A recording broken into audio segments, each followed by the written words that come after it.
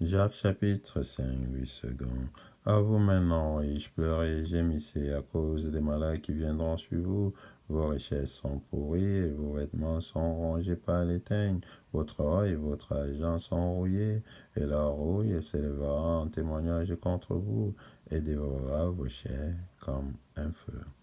Vous avez amassé des trésors dans les derniers jours.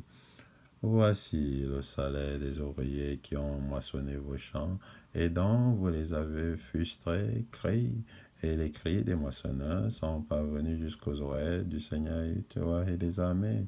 Vous avez vécu sur la terre dans les voluptés et dans les délices.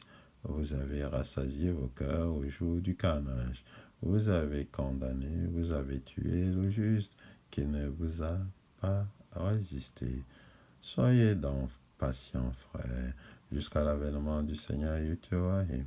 Voici le laboureur attend le précieux fruit de la terre, prenant patience à son égard jusqu'à ce qu'il ait reçu les plus de la première et de l'arrière-saison. Vous aussi, soyez patients, affermissez vos cœurs, car l'avènement du Seigneur Yahweh est proche. Ne vous plaignez pas les uns des autres, frères, afin que vous ne soyez pas jugés. Voici, le juge est à la porte.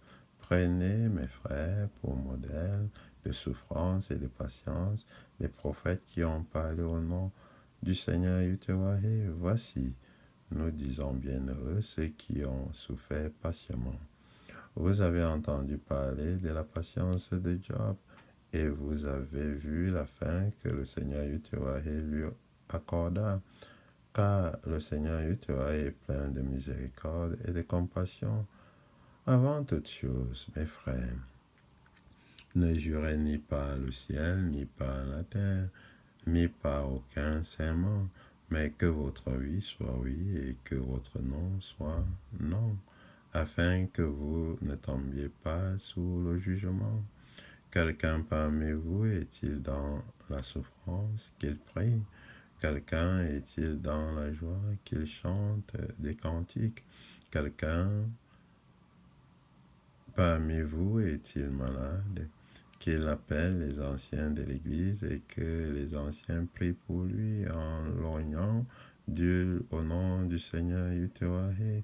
La prière de la foi sauvera le malade et le Seigneur Yahweh le relèvera. Et s'il a commis des péchés, il lui sera pardonné. Confessez donc vos péchés les uns aux autres et priez les uns pour les autres afin que vous soyez guéris. La prière fervente du juste a une grande efficacité. Élie était un homme de la même nature que nous.